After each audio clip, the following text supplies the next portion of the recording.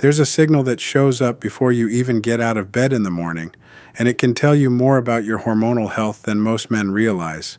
No blood test, no clinic, no waiting on lab results, just your own body quietly reporting in. And most men either ignore it completely or feel a little embarrassed to think about it. But here's what most men miss. This morning signal is one of the most honest readouts of your vitality you'll ever get for free. Stick with me, because the most important part, what a weak morning is really trying to tell you, comes a little later, and it's not what you'd expect. Let me explain what I mean. For most healthy men, the body cycles through something natural overnight. During deep and REM sleep, your nervous system shifts, blood flow changes, and your testosterone tends to climb toward its daily peak in the early morning hours. One visible result of all that is what doctors call nocturnal and morning erections.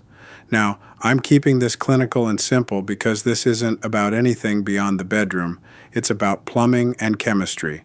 Those morning responses are essentially a stress test your body runs on itself every single night.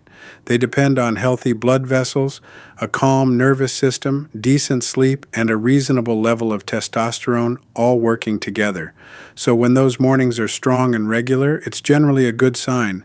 It suggests your circulation is working, your sleep is doing its job, and your hormones are roughly where they should be. And the same logic runs the other way. If those mornings start to fade, if they become rare, weak, or just disappear over a stretch of weeks and months, that can be an early signal that something underneath needs attention, not a diagnosis, not a reason to panic, a signal, a check engine light if you like. Here's the thing though, a lot of men assume that a weak morning automatically means low testosterone, and that's where they get it wrong. Because that same morning signal depends on more than just hormones. It depends on your blood vessels being healthy and flexible. It depends on your sleep being deep enough to actually run that overnight cycle. It depends on your stress hormones, like cortisol, not being jammed in the on position all day.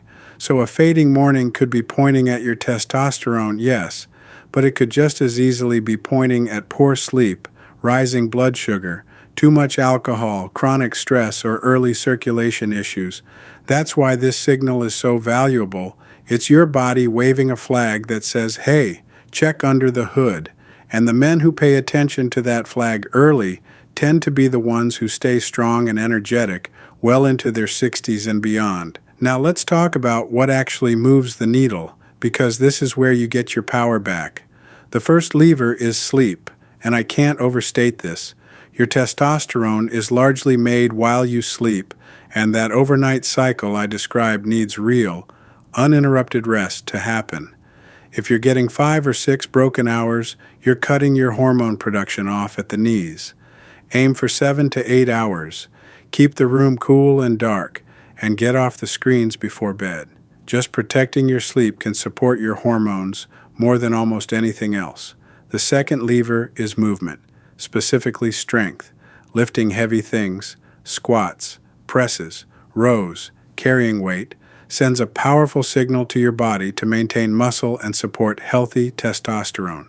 You don't need to live in a gym. 2 or 3 solid sessions a week, where you actually challenge your muscles, can make a real difference over time. Muscle is metabolically active tissue, and keeping it is one of the most protective things a man over 40 can do.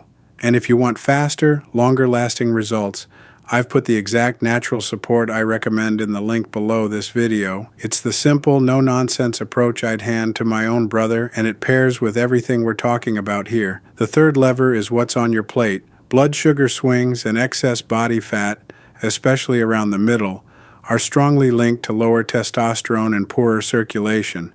You don't need a crash diet. Focus on protein, real whole foods, plenty of color on the plate, and pulling back on the ultra-processed stuff and the sugary drinks.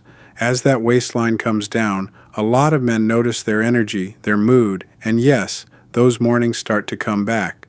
Certain nutrients matter here too. Things like vitamin D, zinc, and magnesium are involved in healthy hormone function, and a surprising number of men over 40 run low on them without realizing it.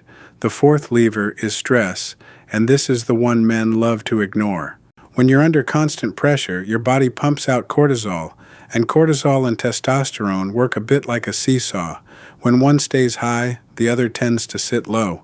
Chronic stress also wrecks your sleep, which drags your hormones down even further. So this isn't soft advice. Managing your stress through walking, breathing, time outdoors, real downtime is hormonal maintenance.